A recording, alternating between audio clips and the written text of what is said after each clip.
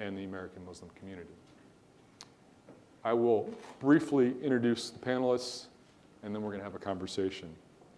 And I'll start with Congressman Keith Ellison, who previously we had the pleasure of hosting in Doha 2 years ago for the U.S. Islamic World Forum there. Keith represents Minnesota, Minneapolis, Minnesota? That's right. In Congress, where he serves on the Financial Services Committee and is also the co-chair of the Congressional Progressive Caucus. That's right. He was also the first Muslim American elected to Congress. And we're really pleased to have Keith here, but we've also been really pleased to have his cooperation over the years as we've developed this forum.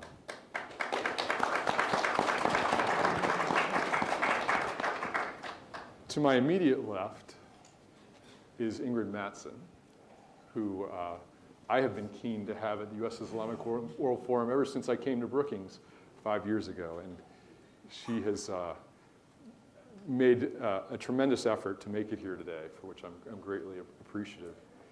Ingrid has many hats.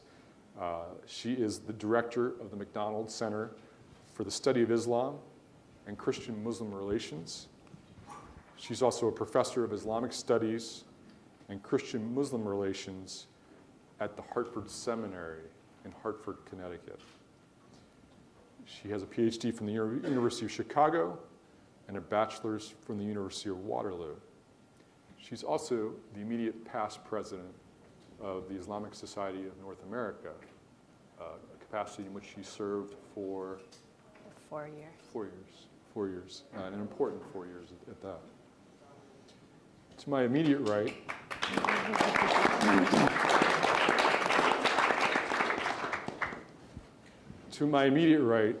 is one of the up-and-coming stars in American politics, Governor Martin O'Malley, the governor of Maryland.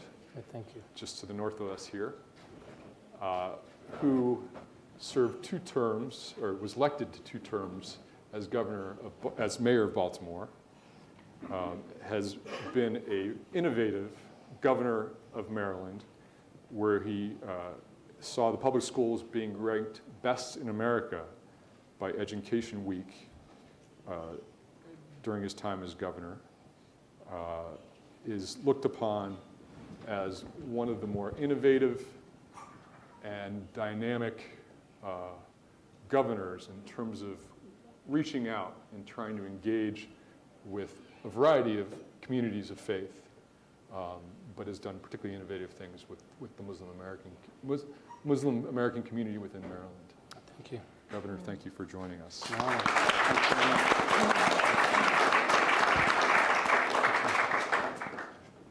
And from the White House, we're pleased to be joined by Paul Montero, who is the Associate Director of the Office of Public Engagement, where he has the role of reaching out to Arab Americans, to faith-based and secular belief communities, and also assists with the White House mentorship program.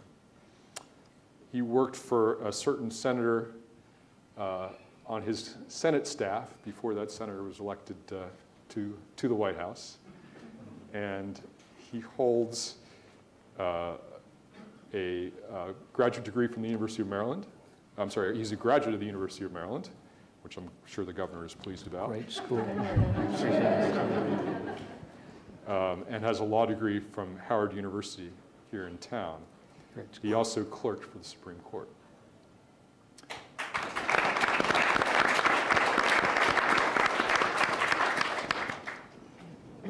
I wanted to start with Ingrid, if I could. And I'll ask this question of Keith as well. How did 9/11 change what it meant to be Muslim in America? I think what happened is that it compressed so many of the issues that we inevitably were going to face. I remember the year 2000 was a kind of turning point for our community in that there was a much greater proportion of the American Muslim community that participated in voting in the federal election. And it seemed like we had overcome some hurdles of the reluctance of some of the immigrant community to be involved, that they'd started to understand what it meant to be a citizen. But with 9/11, the challenges that the American Muslim community has faced to our own right to exist as Muslims in this country, to live our faith, authentically in America, has compelled us to dig much more deeply into American history, the history of the civil rights movement, the history of religion in America, to understand what it means to partner with other people on the common ground of human dignity and rights in this country, that we don't have to agree with everything a civil rights organization or another faith group does or believes in order to find a very solid basis for advocacy for human rights and dignity. So I think those things would have happened over time, but 9/11 made it urgent that we deal with these issues very quickly and intelligently. So the American narrative of the immigrant coming to America and sort of finding his place or her place in American society and being accepted and becoming truly American,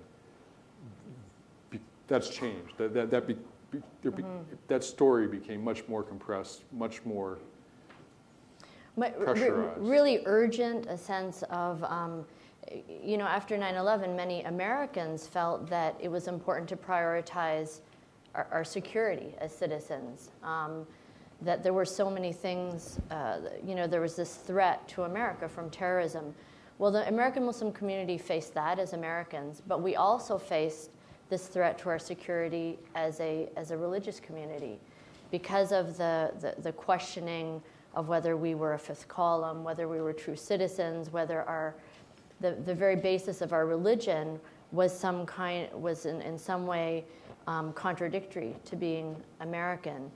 And so all of those things meant that we had two security threats, as citizens and as religious people. And it was, in many ways very overwhelming, but it forced us, and it forced many people who ordinarily would have been, simply taking care of their families and the parochial issues of their religious communities to learn more and to get out and participate. Keith, you faced this in a very personal way when you were elected to Congress. Yeah. And there was a great controversy over how you should be sworn in, whether you should be able to use a Quran. Tell us a little bit about your perspectives on this. Well, I think that 9/11 certainly forced American Muslims to completely reassess civic engagement, citizenship, participation.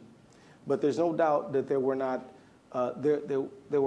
rumblings and signals and signs before 9/11 of challenges toward full integration and absorption into American society. Of course, some of this was something that arose from the Muslim community itself. Before 9/11, it was pretty common for American Muslims to be pretty divided. You would see it would be common for new immigrant communities to, build a masjid way out in the burbs and not have much interaction with people who might come from an indigenous community and just sort of live their lives and pursue their careers. Something about 9/11 had a galvanizing effect. People came together across various lines and began to talk about civic engagement, cooperation, and from everything from participating in charitable activities like, say, for example, helping to meet America's healthcare challenge, to voting participation. And so I think that the tragedy of 9/11 has done a number of things. It's forced the Muslim community to assess its own engagement with the system. It's forced internal cohesion, not completely, but to a much more greater degree. And again, it's forced Muslims to the front of American civic dialogue, Whereas before, we kind of floated in the back, sort of. But I mean, I do want to just make it clear, you know, if you look at American, you know, culture, popular culture, Back to the Future, the villain was some Muslim guys. True Lies with Arnold Schwarzenegger, the villain's some Muslim guys. I mean, there is this sort of villainization of things Muslim and Islamic even before 9/11, but it really wasn't pointed and it wasn't sharp. And then, of course, after 9/11, and particularly more recently, and this phenomenon seems worse now than right after 9/11, is that the commercialization of Islamophobia has taken on a new, more robust and active status. I mean, there's no question that there's a lot of books, a lot of speaking fees, a lot of consultant fees, films being made, all to somehow cast the Muslim as the other, the outsider, the one who should not be included. And so this is a new phenomenon. And again, and I don't think in 9/11, 2001, this phenomenon was as bad as it is now. So that is an increasing reality. So there you go. Did it change people's sense of identity? In other words, someone who was a Pakistani American or someone who was an African American, did they suddenly think of themselves maybe as more Muslim American than before? Well, I would say the answer to that question is yes. And the reason why is, I mean, my own personal experience. I mean, I'm a convert to Islam, accepted Islam on campus, Wayne State University. And when I was there, you know, the MSA is multicultural, you know. But when you leave the campus, you know, so many masjids are Pakistani, Indian, African American, Palestinian, you know, and just sort of break down that way. And to a certain extent that's true today, but far less so. So, you know, the imam to the masjid I go to every Friday is in the audience today, Imam Makram El-Amin. You all can give him a hand if you like. Thanks for coming. Right. But what used to be pretty much a 95% African-American mosque is now probably 45% African-American mosque, and the whole world comes there. And that is something that you see more and more and more and more. And so you have people from various walks of life hashing out everything from how we run the feeding program, how we deal with seniors, all these other practical issues. And you know, of course, people bring their culture, they bring their history, they bring their lives to the mosque and sort it all out right there. I think the mosque is becoming, and this is a general statement, and we have some great minds in the audience today, and I can't wait till our Q&A because there's a lot of talent out there. Yes. But I think that the mosque is slowly converting from basically a strictly a worship center to a community center. And it might not be the same way everywhere, but I bet you there's a lot of stories out there where people can describe that phenomenon. Yeah, we look forward to hearing from everyone in the audience. Governor O'Malley, at the state and local level, how did 9/11 change how government thought about and engaged with the American Muslim community?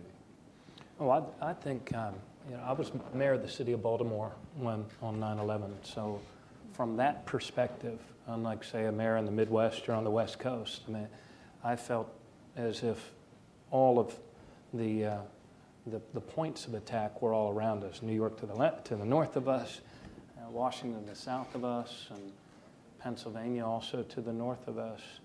And the way it changed our attitudes and reactions, I think that people throughout our country were asking for the first time, with a lot of fear as they watched the news, questions like, where is Saudi Arabia? Who are Muslims? Who is bin Laden? Why did this happen? And what's going to happen next? And in the context of all of those questions, as mayor of the city, you know, we did, when I think back on it now, we did a number of things that in retrospect probably didn't need to do, and some may even say were silly. I mean, we deployed police officers to guard all of our drinking water reservoirs. You know, we We took big dump trucks and put them all around the front of Baltimore's World Trade Center, a building that is very small by comparison to the ones that tragically were attacked on that day. But one thing we did, I think, two things that were, in retrospect, very important for laying the groundwork for the future and building that architecture of engagement, if you will, which is a two-way sort of thing among a self-governed people,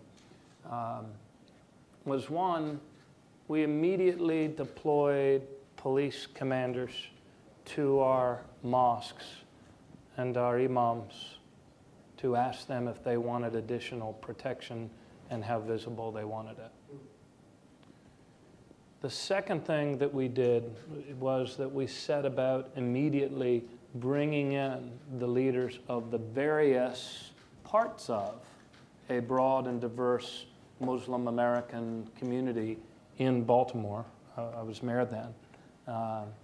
In order to bring them close and to reach out and from the highest levels of our elected government to say, look, we need you. We are all very scared right now. But rather than retreating, we need you to become more engaged than you've ever become. And I want you to feel like you can always call me in the course of this engagement as we figure this out together. Now, we were very blessed in our state to have a Muslim American community that was already growing and becoming more engaged. At the epicenter really out of not Baltimore City, but out of Howard County, and Anwar Hassan and his wife are both here in the audience. And so that created sort of the pathways, the nucleus, the ability for us to continue to grow and to build this architecture of engagement. But when I think back on it, the way it changed us was to say, was the very different way of looking at our Muslim American neighbors as an asset, as important people and families and leaders that we need, rather than, oh my goodness, they might be the people that are a part of this horrible thing that happened to us. You know, and that was a fundamentally different way that we looked at things in our state, I think, in retrospect, and as I look back compared to some other states. And we've been the beneficiaries today, I mean, even as I speak, of the fact that our Muslim American neighbors in Maryland have continued to rise to the occasion, become ever more engaged. So positive engagement, both on the side of government and the side of the American Muslim community, was beneficial. But you're a politician. Were there... I'm a reformer. Okay, you're a reformer. But as someone who operates in the political world, surely there were pressures to do other things. Not so much. Not so much. The pressure, you know, it was not the greatest pressure we were all experiencing at the time was fear. And the only way to overcome fears is to come out of that space. And that's what my Muslim American neighbors in Maryland did. And I'd like to think that those of us in elected positions were a positive force in bringing the rest of the community along to say, I mean, for example, we held for the first time a joint sort of iftar and seder dinner in City Hall. We'd never done that before. We've been doing iftar at Government House in the governor's residence for the last 4 years as well. But I mean, those are small things, but they'd never happened before. And additionally, the Muslim community, as diverse as it is, had never really come together like it did after 9/11. And I think one of the most important and undervalued powers that any elected official has in the United States is the convening authority.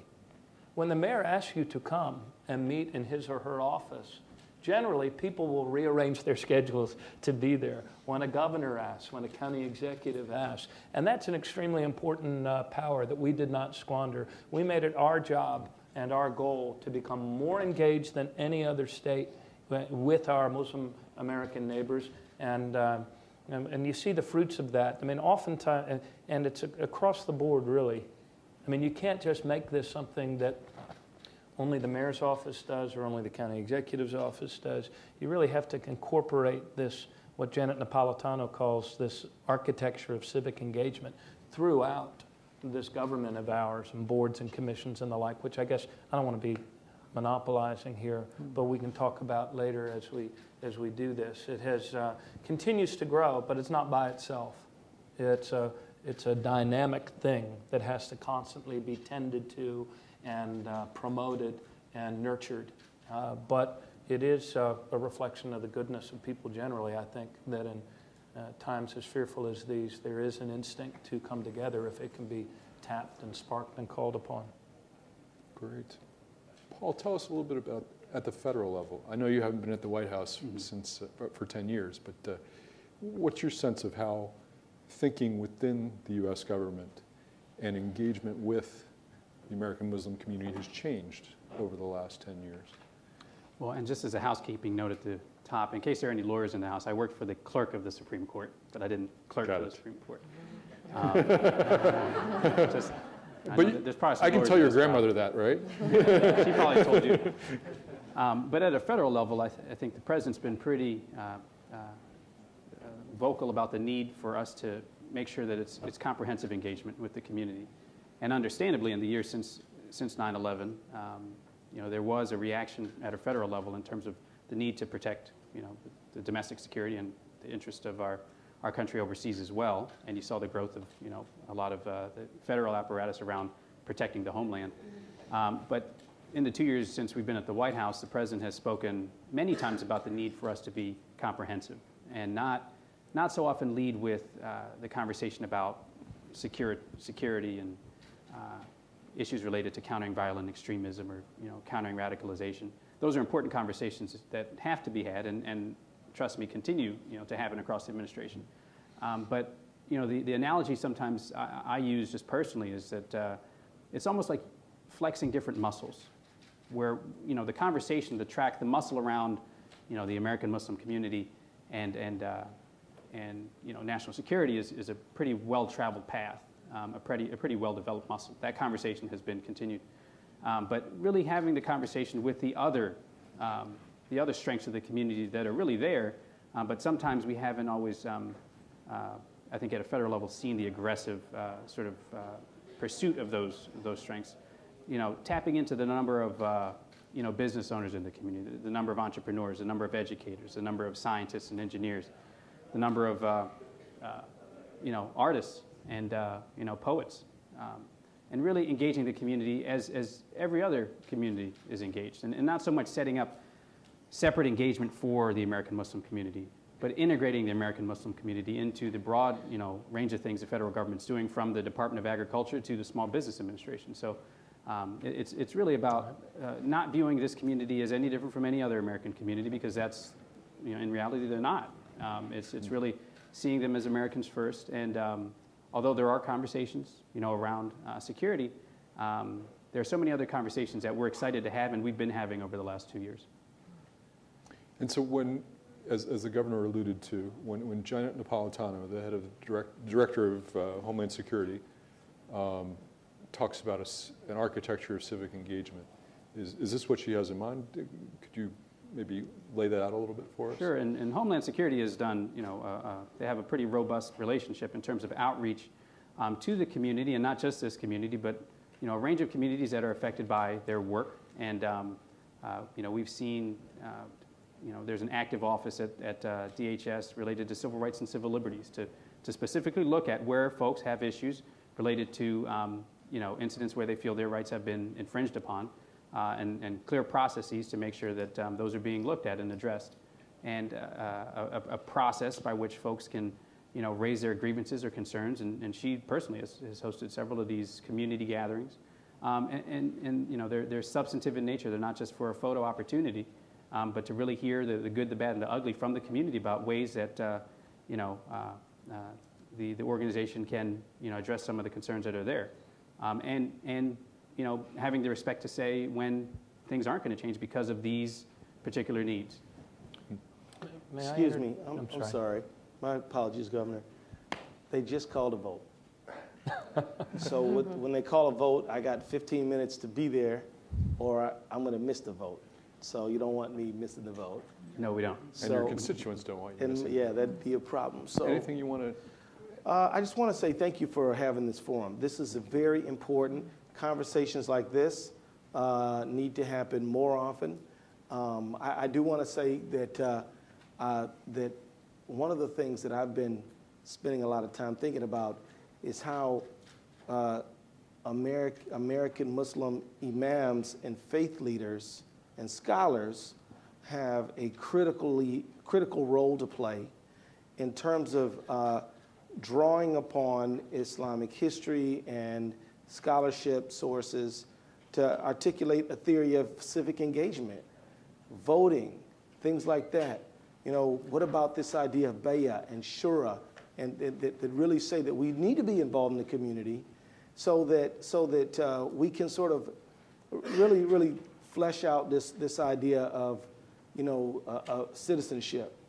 When I first ran, and Imam Akram remembers this, we had one imam across town saying that it was haram to vote. And so, you know, it seems kind of ridiculous today, but, you know, I had to go sit down with this imam. And this imam, you know, hailed from Iraq, and he did not, and he had some views about, you know, U.S. engagement there, that he didn't favor our engagement there. And I was saying, well, like, if you don't, me either, I think we shouldn't have gone to Iraq, and if you elect me, I'll be able to go say that. But his idea was, you know, well, I don't like this policy, so participation with the government is the wrong thing to do. This is a citizenship issue. This is an educational issue, and I think that the clergy has an important role to play, and because you got the mic on Friday afternoon, right?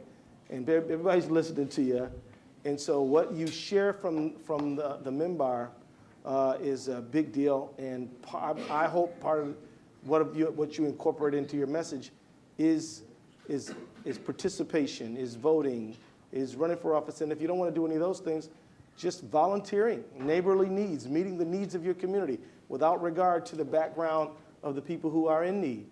And so I just, a lot are doing it. And I know I see Makram El-Amin, I see Sheikh Hamza Youssef, and there's Imam Majid. I know all of you guys do these things, but we need to do these things much more extensively because you might have a big congregation, but there's a whole lot of little ones, and we need to spread the word. So with that, Speaking of voting. yeah, thank you, everybody. Yeah. Thank you, Congressman.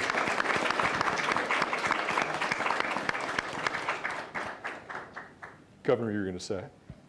Oh, I forget. I want to say, I think, as Montero was talking, we were talking about Janet Napolitano and about Homeland Security. I think it's important every department head be engaged in this at every level of our government. But if we relegate this to something that only the police commissioner worries about, or only something that Homeland Security worries about, then we're all failing in our duties. And frankly, I think that, well, I can understand in a way why this drive for civic engagement and the civic architecture is being driven by security needs, imperatives, and those things. But it really has to be embraced and picked up by a much broader public. And also within every government. It's something that every department should be concerned about. It's something that every cabinet secretary should consider part of their duties.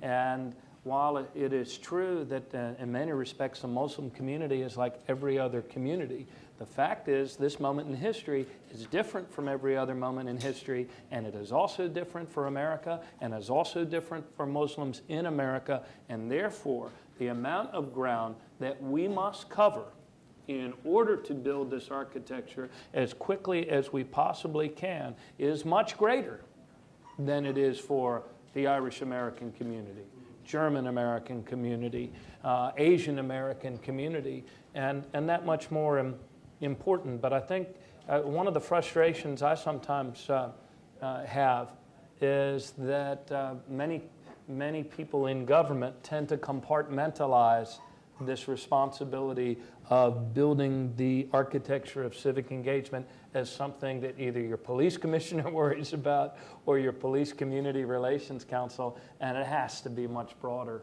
and much wider and much deeper than all of that, or than those. Thank you, Governor. Ingrid, we talked a little bit about how the American Muslim community has evolved as a community. Could you speak to that a little bit? Yeah, and here's, just building on Representative Ellison's point, that he had to convince the imam that there was a difference between opposing a policy and opposing voting, right? But this is something that the American people also need to understand when it comes to viewing the Muslim American community that has many diverse positions, is diverse politically. It used to be more diverse. We used to have more Muslim Americans who were Republican than we have now. Many who were Republicans have fled the Republican Party, and it's gotten more problematic recently with the unfortunate, attraction, it seems, of many Republican leaders to the Islamophobic and anti-Muslim discourse. Now people who are potentially running for the Republican presidential candidacy it's almost like it's one of their litmus tests. Are they negative towards the Muslim American community or not? And this is really disturbing, given that Muslim Americans should be able to pick any political party based on their political views. If they're politically conservative, like many in our community are, they should feel comfortable in the Republican Party, which is, after all, one of two parties in this country.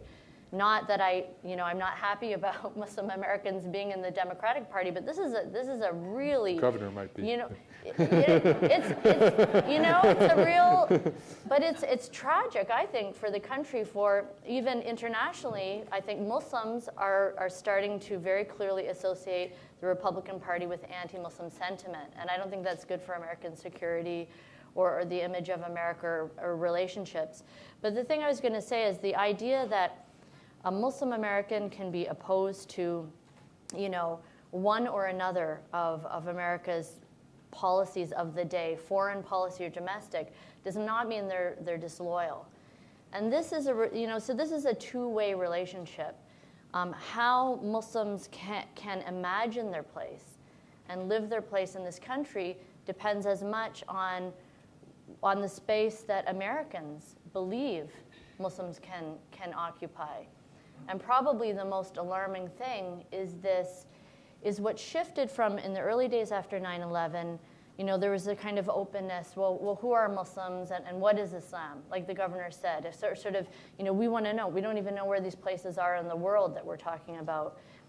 That's what Muslim legal scholars would call simple ignorance. Jahl basit. Okay, it's a simple ignorance. I don't know. I want to know. Now things have changed.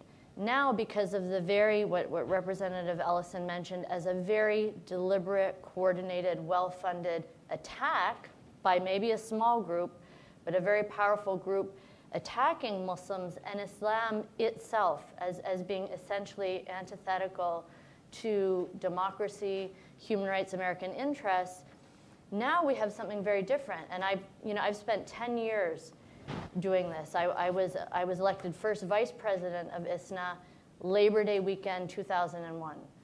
And so I've been speaking in hundreds, thousands of locations in the U.S. And the reason I didn't come to Doha was I was so focused on my mission in America here. I really felt I needed to focus on what was going on in America during that time. And now, because of this very concerted effort to show that Islam itself is a problem, even to the point of trying to ban Muslim religious practices, like making ablution for prayer.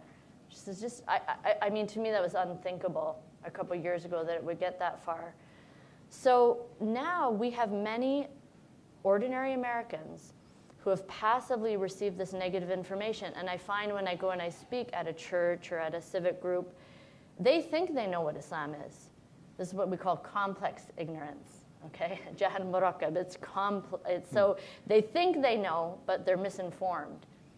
And it's much more difficult to deal with. Because first you have to dismantle all of these prejudice and assumptions and misconceptions that have built up before you can even be heard. It's created a barrier in trust between the ordinary American Muslim and their Muslim neighbor. If you don't have trust, if they don't believe that you even mean what you say, where's this conversation going to go? So it's frustrating and it's demoralizing that it's gotten to this point. Despite the fact that many of the people who are in office, like the governor, like President Obama, like others, have really worked very consistently and thoughtfully about trying to have a comprehensive engagement. But I must say we're in a fairly low point right now.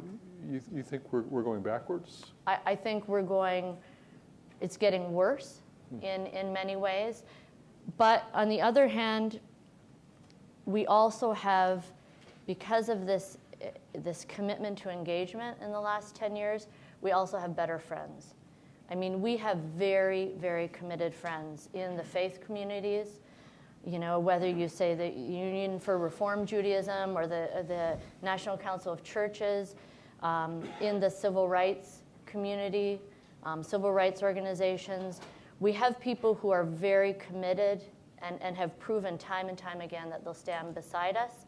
So I believe that the strength of their friendship, the strength of their principles, not just about us, it's not just about us as Muslims, it's about their commitment to civil rights and human rights. I believe that we will overcome this situation, but I didn't think that we would be facing this significantly deep and existential of a challenge as we are now. I didn't imagine it would be that bad. Maybe it's a lack of my imagination. Paul, on this, the president has been someone who came into office who seemed to really understand this problem, and he has made a number of addresses around the world to Muslims living abroad about the kind of a relationship that America wants with Muslim communities abroad.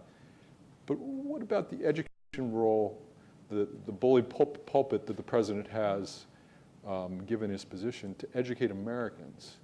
And how do you within the White House sort of think about the kinds of issues that Ingrid was raising? Well, I think that, the spirit of sort of the president is the idea of change coming from both the top, but really from the bottom up. And it's really being clear about even the limits of the bully pulpit. And if a presidential speech sort of educating Americans on X subject is sort of the solution to a lot of issues, you would see more of that. But I think we've seen the limits of speeches and rhetoric, and he appreciates that too. And that's why the engagement has been focused on a more local level. The president has, one of the things he continued from the Bush administration was his Office of Faith-Based and Neighborhood Partnerships, really making sure we were engaging, at a local level, mosques, churches, gurdwaras that were, houses of worship generally, because they were on the front lines of, educating people, feeding people, housing people, taking care of, anyone who's hurting or sick. And I think in the final analysis, that is where a lot of the education is going to come from. It's not going to be a speech out of Washington or a fact sheet about what, Islam believes or what Islam is. And that's why I think you've seen, the real intentional effort to, convene, as the governor was talking about, religious leaders and lay leaders as well around issues of common interest. What are we doing about poverty? What are we doing about homelessness? What are we doing about malnutrition? What are we doing about our collective security? And you've seen definitely, through the president's statements, whether it was, making it clear there's no us and them. He was talking about, Muslim American soldiers. It's just us. Mm-hmm. In his State of the Union, a few months ago, there was only one community that got a specific, an intentional reference saying, they're part of our American family too. But you've also seen, folks like his Deputy National Security Advisor, Dennis McDonough, going to Adams, last month, I think it was, and, making sure we were talking with the community at the Adams Center in Sterling about our collective security. last year, Dr. Mattson was with us in New York, and that's why we kept her from going to your forum. I'm sorry, because John Brennan was, being intentional about talking with the community, and it wasn't just Muslims. It was, Arab, South Asian communities that were facing discrimination, whether it was taxi drivers in New York City or anyone else, and talking about how do we, in a way that respects our heritage as Americans and the values that we hold dear, how do we talk about, pulling together to address, a common threat that's, coming to recruit our children to not just join a gang, but to join, anything else. What are we doing to address, the folks that are trying to, change our way of life? So, it's really, understanding that, and I'm proud of the president that, on so many occasions he's spoken up to weigh in on issues that he felt needed to be addressed. But it's also understanding that, the millions of people across this country, and I think it's human nature, until you see it for yourself or encounter it personally and you walk around town or going to school or going to work or going, anywhere else in your community, it's difficult to tell people about other folks. We're going to have to work through person-to-person engagement. Governor, how do you think about this educational function, and also sort of when you talk to your fellow governors, what do you tell them as to how they should be dealing with this issue? Secretary Napolitano at the president's urging has been engaging with the governors and probably with the mayors as well, talking about their importance to this whole building of the architecture of civic engagement, making sure that you reach out, and all the various appointments you make to boards and commissions and the other things that go into a representative government, that you're reaching out. So all of that's very important. I would, and I think the tone and the leadership that's set at the top, the tone that the president has struck, the tone that I have strived to hit on this issue, all of that's very important. But in combating, in combating extremism, I mean, the real front lines of this engagement. I mean, you want to combat extremism, you feed the hungry, which is what our Muslim American community does in droves with the food drive. I mean, you want to fight extremism, shelter the homeless. You want to fight extremism, clothe the naked. And I think that, I mean, that's where that power of engagement really happens in a way that touches every soul, regardless of faith. I mean, there's certain things, truths, that are common to all of us as human beings. And I think we need to lift up those sorts of friendships, which I think are not small things. I mean, that ecumenism before 9/11 and ecumenism after, there's a different dynamic that's at play here. And I think, frankly, some of our civil leaders have not recognized the value as much as we could of those new friendships and those new relationships between Jewish and Muslim leaders, between Christian and Muslim and Jew, and I think that there's a tremendous power that still needs to be unleashed there. I don't know that we have a good term yet for it as Americans. It's not really bully pulpit, and it's something deeper than convening. And yet to say that it's a searching is not really exactly what it is either. I think there's a modeling. There's being a role model, showing that it can be done. I think that's a big part of it, taking the stigma away from it, sometimes taking the fear away from it. Many Americans, they aren't sure. They have a general feeling of unease. They're not sure where it comes from. And you break that barrier by saying, come on into the room, we're having this meeting, and under your hospitality, you have Christian American business leaders who are meeting Muslim American business leaders. Suddenly, you have helped create that atmosphere of trust that maybe all of this negativity is destroying. And I think that's one of the best things that you can do, someone in your position can do. You can say, they're my guests too. So there's less of a hesitation, maybe among other Americans, of mixing and mingling and getting to know, other Muslim businessmen or whatever. And the other dynamic that touches off is for people who have their full-time jobs as engineers, doctors, accountants, teachers, whatever. It's very important that the civic authority, that the civil authority, the most important asset that anybody in elective office has is their time. Yeah. And it's very important, limited commodity that any mayor has. And I truly believe that mayors are our greatest underutilized asset in this drive. Though some are doing some really great work on this score. But it's important that people in elected positions give up their time to foster and to acknowledge, promote, incorporate, if you will, into that civic structure, the activities of our Muslim American neighbors. Very, very important, because then that gives further fuel and, as we say in my home city, street cred to the people who go back to their communities and then say, look, I am engaged. I mean, what we're doing is important. We created, for the first time ever in our state, the Middle Eastern Commission. So we have people from all countries in the Middle East. We don't come together primarily around combating radical extremism. We come together around making money, fostering trade, building relationships, figuring out how we can do things in an economically empowering way. But if I didn't go to those meetings, if I didn't send high-level people to attend those meetings, it would be very, very hard for people to organize or to continue to hang in there and see the importance of it and give of their time. But because I go, because the mayor of Baltimore goes, because the county executive of Howard County goes, then that makes people realize this is important. This organization has juice. This organization is connected. This organization will allow me to make contacts and do things way beyond simply going to the meetings here on a Sunday night. And I'd like to just touch on, I think, to the governor's point, and to Congressman Ellison's point, too, when it comes to self-identifying.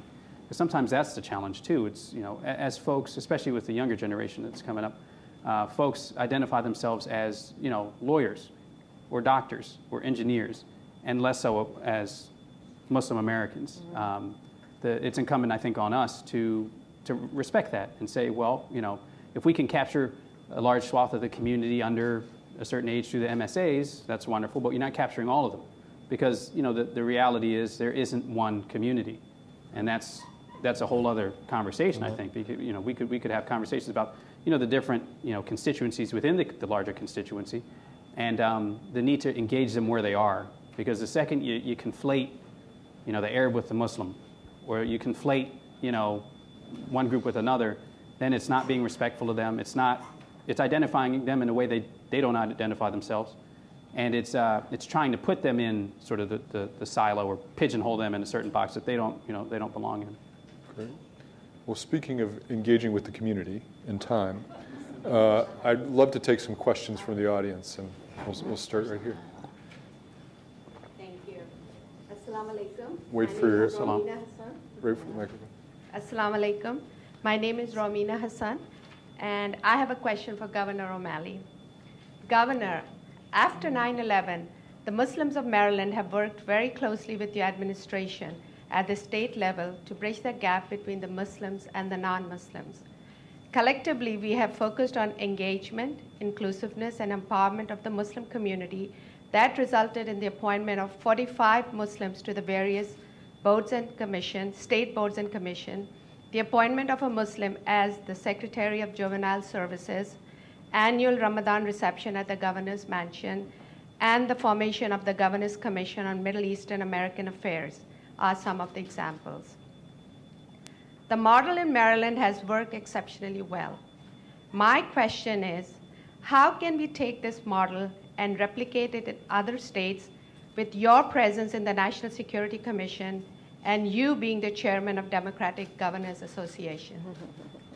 It's one of my great Muslim American neighbors in Maryland asking me that kind of question. And a voter, I imagine. and more. Very civically engaged. Romina, I need to promote this as part of the Governors Association. I co-chair at the NGA, our task force on Homeland Security. But I think more broadly, this needs to be something that moves beyond that committee. It's a place where I could spark it and start it, I suppose. But I think more broadly, it's something that that we need to promote and share with other governors. And I think it's something that the U.S. Conference of Mayors needs to be engaged in as well. And I think that's exactly what Secretary Napolitano is attempting to promote through her offices, is getting people to talk with each other. We developed, for example, a checklist, if you will, of those examples of things that we've done in Maryland in a sort of executive checklist sort of fashion that we have shared with the other executives and the other governors. And we need to continue to push it. But at the same time, what we also need is for our Muslim, another governor in another state will be courteously responsive to me. But if his own leading Muslim American neighbors in whatever state it might be comes to him or her and says, you know what, these are 2 or 3 things, or you can say these are 10 things they've done in Maryland. Could we, Governor, do these 3 things this year and start? I mean, Maryland's been at it a little longer than we have, but could we start? I mean, that's really where it needs to come from, because having the President's office call, having Homeland Security call, having Governor O'Malley call is not as important to the governors as having a representative group of their own Muslim American constituents, citizens come to them and say, we'd like you to start down this road, and here's the 3 things. All governors, all men and women who are governors or mayors love to be given 3 things. Thank you. I think the next question was actually behind you, Nihat. Yes, we'll come to you.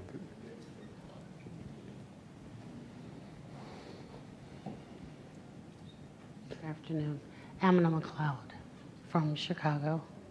Can you hear me? Just a little louder if you A little louder.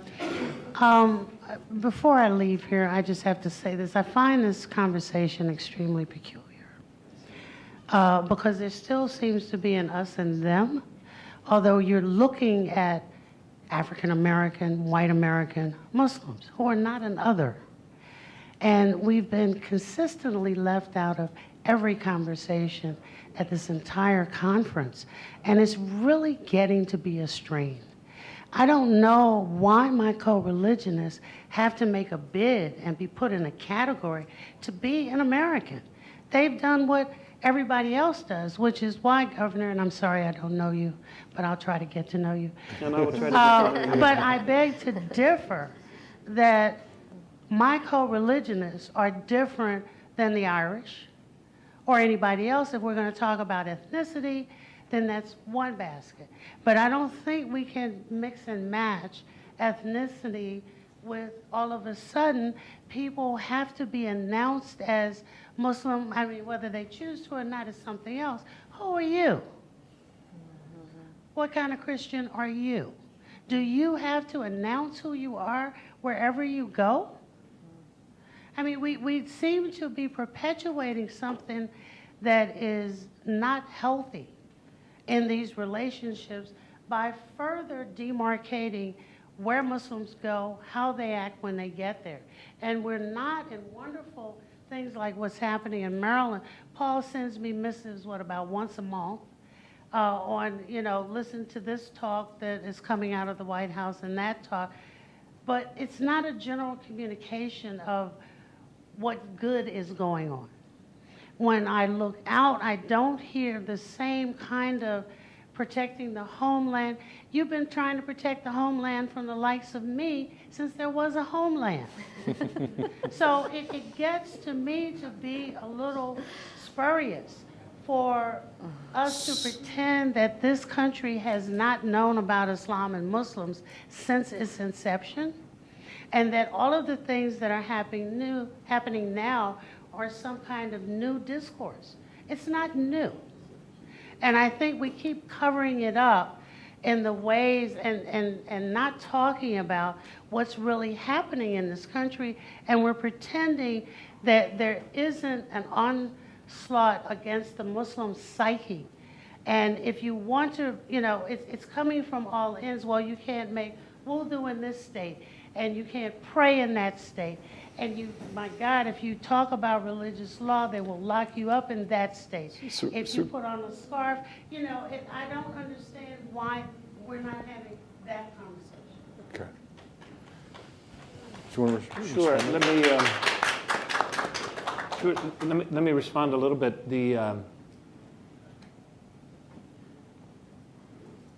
I did not mean to communicate in any way that there's not a tremendous amount of commonality among all of us in this diverse country. But what I did mean to communicate is that because of in which I think is the call of the question, was the call of the question, since the attacks of September 11th, how have things changed? That's what we were addressing. I was by no means trying to set up a dichotomy where this is between the other versus whatever some people's notion of America is. But it is a different point in time. And I think that the questions, while they are not new, they're certainly being asked much more broadly and now than they were before September 11th. And I think to ignore that ignores the unique historical reality that together we have a responsibility and an opportunity to address together. Can I speak to please. that? I think one of the things that Professor McLeod says refers back to what Congressman Ellison said, which is that, of course, September 11th, in a way, was an opportunity for many people who already hated Muslims and Islam to elevate and increase their attacks, because there was because it was such a terrible event that there was an opportunity in that atmosphere of fear and anger to feed information to vulnerable people. I think the American people were vulnerable to a lot of misinformation in a way because of this.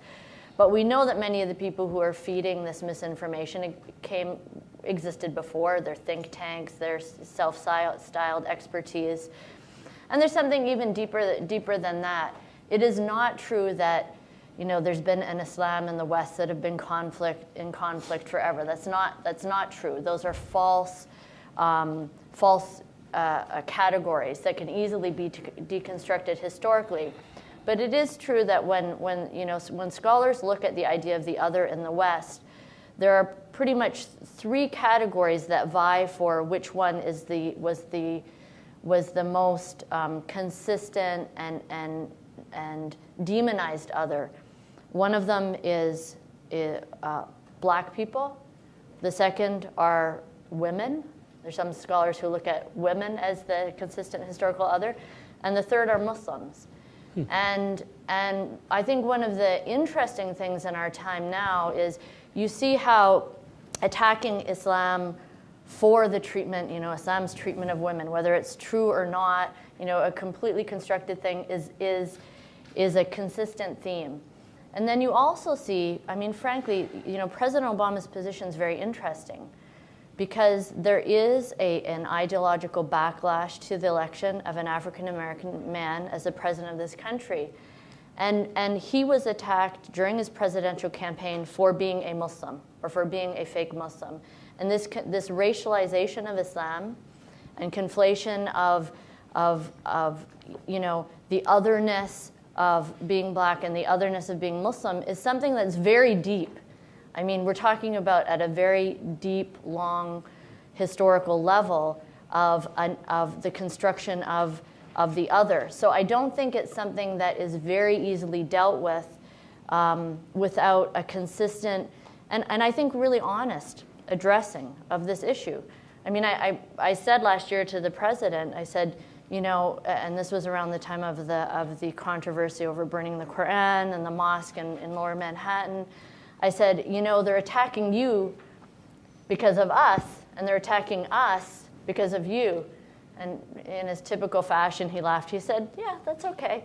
We'll carry on. And in a way, it's true, because we should expect a backlash. History is filled with backlashes.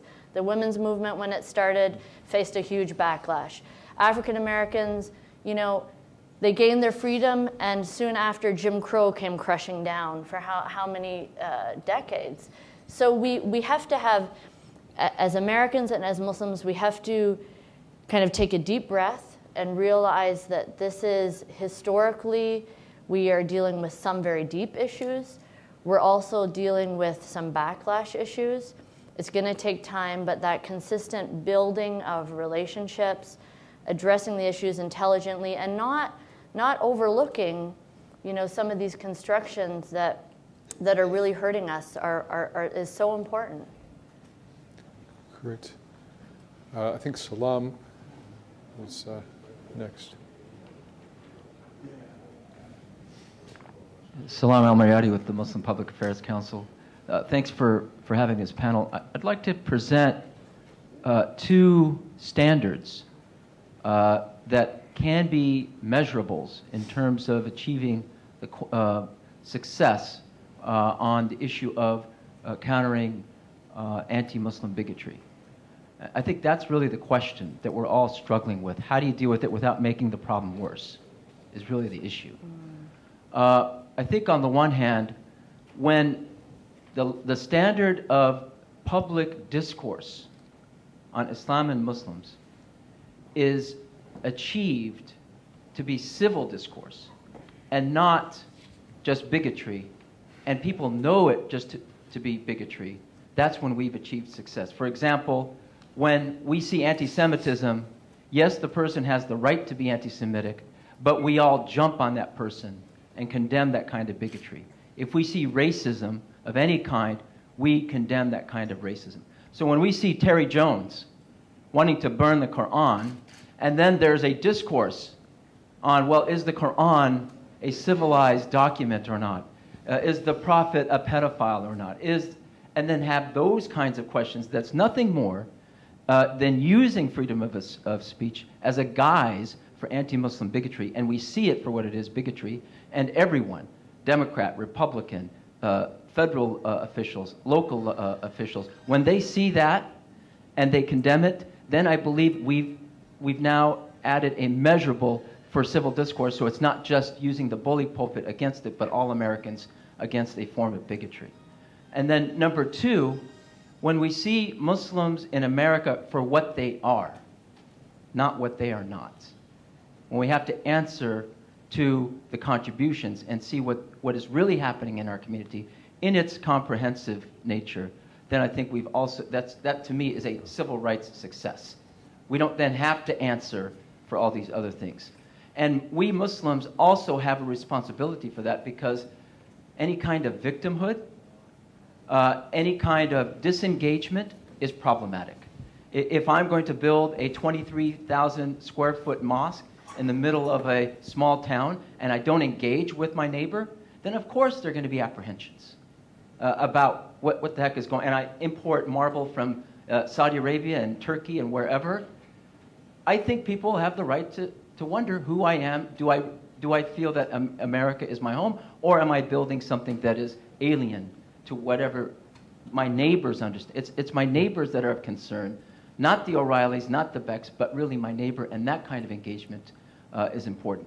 The last thing is we have to do away with this myth that Muslims did not condemn 9/11. That's also a charade for anti-Muslim bigotry. It's not that Muslims didn't condemn 9/11, it's that nobody wants to listen on the national stage. And so I would suggest, for example, if Brookings can invite media on the right and invite Republicans next year to have this serious discussion, so it's a bipartisan effort, so that we can use what the president did and what the governor did and what this member of Congress did as now standards of civil discourse, then I think we can make some progress. Thank you.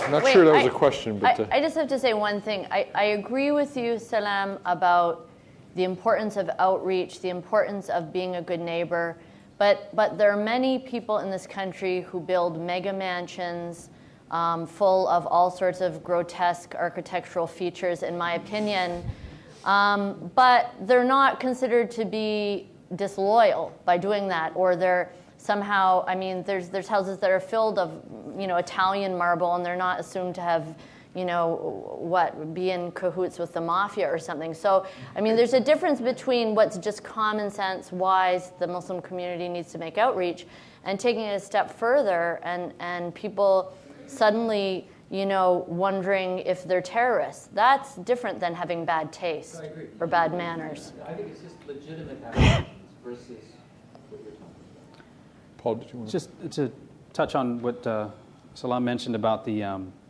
I think some of the coverage of the community too. I mean, it's sort of accepting the world as it is, and we've seen, domestically and internationally, the power of, once something's out there in the media, and Gallup, studied this, I think, last year and looked at, so what are the presentations of Islam and Muslims on a regular basis. And I think in June of 2009, when the president gave his Cairo speech, it was barely even fair. It was negative, June of 2009, middle of the road. But sort of that's the environment we're operating in. And it takes, a matter of seconds, as fast as people can tweet or put something on Facebook, to spread a lot of that misinformation. So just to take off of the point you were making, I think the more that we can sort of accept that's the environment we're working in, I think the better we'll all be in terms of, okay, how do we use that environment to get the correct narrative out there, to correct the misinformation, to stop, the Facebook pages committed to burning, holy books. Because unless we're able to compete on that level too, we can't afford to, cede that ground, because a lot of these things are, in the virtual world, are having an effect in the real world. So it's just something I hope everybody's thinking about. I think someone actually, you actually have the microphone, if I'm not mistaken. You own the microphone, therefore you can ask the question. How you doing? My name is Kareem Amin. I'm from Islamic Relief USA, and I'm actually a proud Baltimorean. Appreciate it. Go Ravens.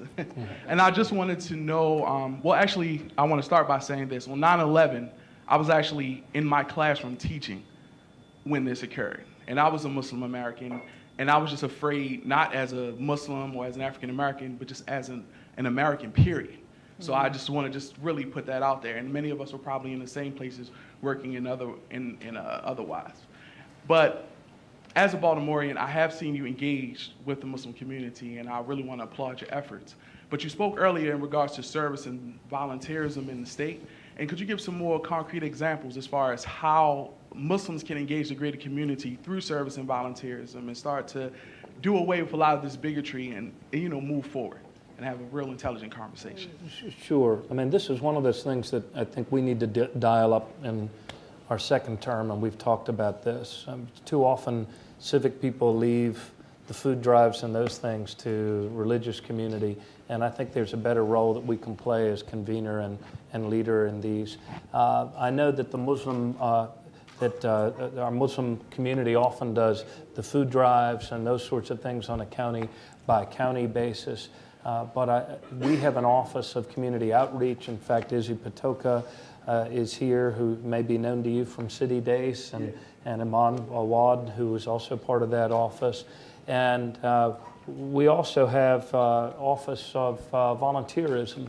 And what we are going to be doing more of is creating those opportunities that are open to more, and that are open across faiths, and that set some goals on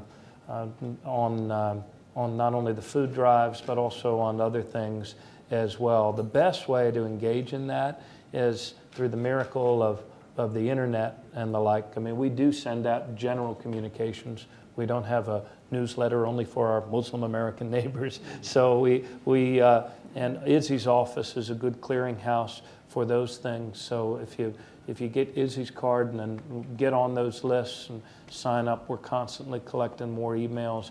But the Office of Community Engagement and Outreach is the best place for interaction on that. And Mr. Amin, just one other piece I just want to throw out there. The President announced a few months ago Interfaith Campus Service Initiative, which is really trying to have, sometimes on college campuses, you're comfortable having the, black-white conversation, the straight, lesbian, gay conversation, but not so much the inter-religious conversation. And so using the convening sort of authority of service, since different campus groups based on religion are serving and cleaning and, tutoring and all sorts of things. Really use the campus as a place to make sure that our future leaders that are, because they're on college campuses, are engaging one another on, you believe this, I believe that. Let's serve together, and that conversation will happen sort of organically. So I encourage you to take a look at, encouraging some of your former students or folks on college campuses to take a look at participating in that sort of initiative. Okay. Excuse me. Hang on one second. We've just got about 10 minutes left, less than 10 minutes left. So what I'd like to do is to take just a few more questions. And Nihad's been waiting for a while. Okay. I'm going to come back to you. We're going to take a couple questions and then come back to the panel. Because I'm one of the co-conveners of this forum, I need to end on time. Because every other convener I've told to end on time. Nihad. Thank you very Introduce much. yourself. Nihad Awad, Council on American Islamic Relations CARE. Thank you very much for holding this. I'll be brief. Question and brief comment. Question to the panelists because of their experiences. This question was asked earlier, but there was no time to answer it, about the anti-Muslim legislations that have been introduced in 22 states, the anti-Sharia fear-mongering campaign. We were used to anti-Islam sentiment within sometimes individual, the private sector, but now it's becoming institutionalized. People in power are abusing their power to introduce legislation to stoke fear about Muslims, and also to make it difficult if they pass. Like 70% of people in Oklahoma voted to amend the Constitution of Oklahoma to prevent judges from considering, Muslim-related cases. So if we don't counter it effectively with the help of the federal government, governors, by the way, it has not been introduced to Maryland, but I hope, God forbid, if it introduces, I'd like to hear what actions you will take. And it's concerning to us because it will, at one point, in one state at least, become a law. Then we want to make sure that it's under control. It's new to us, it's not new to the country, but it's new maybe to many members of our community. We need some guidance and help because it needs to be dealt with effectively. Brief question, comment. On the positive side, I believe that, yes, we cannot allow ourselves to be victims, although sometimes we're victimized. We should not play victimhood because Allah blessed us being Muslims and being Americans. I hope that we can create some institutions and switch our mindset to celebrate our contributions as educators, as physicians, engineers, who we are. It's a blessing to America, but that narrative has to be told. We need to project who we are instead of who we are not. We need institutions to spend time, resources to project this beauty that many people do not know about us. Thank you. Super. So over here, and then back to Sheikh Hamza Yusuf. Yeah, my name is my name is Yusuf Abdul Rahman. I'm a third generation Native American, Black American Muslim in Washington, D.C. area. I don't know how long your program at the Brookings been established with the U.S. Muslim relationship, but I've been breaking the doors of Brookings Institute now for almost 5 or 6 years now, and I had never gotten anyone to get back with me, unfortunately. Peterson Center for Economic Development, on and on, all these think tanks in the Washington, D.C. area. And I'm a native of Washington, D.C., and I happen to be born and raised here in this city, and I'm also a Muslim, alhamdulillah for that. I have a question. It relates to the infrastructure of the U.S. Systems of urban neighborhoods and urban communities, where we have a large percent of Black American Muslims live and exist in those places. They have been, to a large extent, ignored in these major cities. I think the future, more or less, is in these major cities. And the 50% or more of the Black American Muslims who live in these cities have been tremendously ignored, to the unfortunate disarray of the American government. If you see extremism in Afghanistan and all these other places, you tend to want to tackle it and engage it in a very sophisticated, strategic manner. But we have the same situations in our community. Nobody is dealing with these things. the particular specific orientation of the African American Muslim, the Black American Muslim, how they oriented to Islam is very dangerous. Do you have a question? And the question is, what are you planning to do? You, your institutions, governments, and so forth, to deal with this type of community. And we have a lot of chair departments of different think tanks and organizations like the Ibn Khaldun chair of this and that. But having a Imam Warifdeen Muhammad chair, a Malcolm X chair, a Muhammad Ali chair, and this goes back to what Sister Amina McLeod said. We don't have these chairs in these think tanks and these organizations. Why is that? Thank you. Sheikh Hamza Yusuf, and then we'll come back to the panel. Hamza Yusuf from Zaytuna College and the GCRG. I've been monitoring the anti-Islamic sentiment in this country since the early 90s. First book I read was by Robert Morley. It was called Islamic Invasion. I bought it at Safeway. And Hal Lindsey wrote a famous book, sold millions of copies, The Late Great Planet Earth. In his original edition, it was Russia, communism, and the Russians. In his edition that he printed in the 1990s, he did a search and replace on his computer and just put Muslim and Islam wherever there was Russian and Russia. And this is going on in the right, extreme right Christian community for some time, this demonization. There's partly a fear of market share being interrupted in terms of a religious corporation that sees another corporation threatening a market share in this country maybe. But this stuff is getting very, very virulent. It's going on day in and day out. We have talk show radio hosts that it's unbelievable the type of stuff that they are saying. If you look at somebody like Bill Maher, who makes the most outrageous racist remarks against Arabs. I mean, he recently said on one of his programs, Arab men are all abusive. I know it's anecdotal, but every woman I've ever met who dated an Arab man has told me that. If he said that about Jews, about blacks, he would be off the air. And unless something is done, we've got millions of people that are being brainwashed.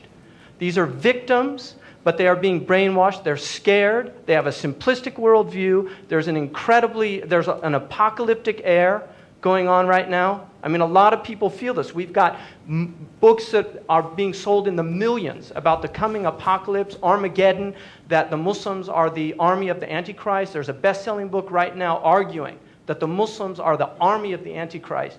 This type of attitude, if we don't address this in a really serious way and really think about this, we're creating an environment that is going to really lead to massive destruction on both sides, because the same thing is happening on the other side of the equation. We've got nutcases in the Muslim world. We just had a 14-year-old boy that killed 44 people in a Sufi shrine in Pakistan, and he survived. The two others died. But he said there were 350 boys just like him being trained in a camp in northern Pakistan. So this is the type of world that we're living in. We've got nutcases on both sides, and I'm just wondering really what we're going to be doing as political leaders, as social leaders, as think tanks to really address this at a much deeper level. Because this is a very sophisticated operation that's going on, and there are people that benefit. We need to move to wrap up, but if I could ask you to each take just a minute to address any of the questions you want to address. Paul, do you want to start? Well, try to address all of it. Whatever you want to pick out of that. We could do a whole panel on that. In the spirit of sort of accepting the world as it is and knowing the challenges we're under and the pressures the community is facing, I think it is a moment of crisis, but it is a moment of opportunity where you have, there are communities. I think some of the conversations I've had, some Muslim Americans feel like this is our turn to get it. America has discriminated against other classes or groups before. We just have to go through that. But really turning that around and saying, well, those are all of your friends. Those folks, because Muslims aren't the only group that, in polite conversation, unfortunately, folks make a joke about, talk to some Mormon friends, and see what sort of prejudice they're facing too. I think it's a good moment and an opportunity to think creatively about where sort of unlikely allies are, because this is a conversation that has to include them, because in order to successfully combat this anti-Muslim bigotry that is out there, we have to build relationships outside of the Muslim community and between religious communities. So I'll put a period there just for time. Thanks, Paul. Governor? I don't think there's any simple or easy solutions to any of these, and it calls upon all of us to engage fully as individuals in the context of community. And I think we have to keep searching for these answers. I think we have to keep engaging, and we have to keep acknowledging the truths that you so rightly did about the challenges in this world, the violence in this world, the extremism in this world, on all sides. And we have to find ways to, that in the 12th attribute, it talks about unity, and it's echoed in words of Thomas Merton that we must recognize the unity that is and strive for ways to act that are consistent with that unity. There's a tremendous amount of unity, even in this diverse country. And in the center of that unity is love, it is understanding, it is acceptance, and it's recognition of our common humanity. And that is the place towards which all of our actions must be pointed. Ingrid, you have the last word. Look, people have felt before that they were living in apocalyptic times. The difference is that now we have the technology to actually have the apocalypse. And honestly, so the time is different because the threats are so extreme to the earth, to humanity, to all living creatures on this planet. That is just the reality. It means no one can be lazy. It means no one can be passive. The people who want to cause harm and destruction, they are determined and they are going for it to drive us apart and to drive this world into war and chaos. Let me end with this, there's money behind it. There's money behind whether it's these global wars, whether it's a kind of exaggerated security system, whether it's the incarceration, massive planning for incarceration of African Americans in inner cities.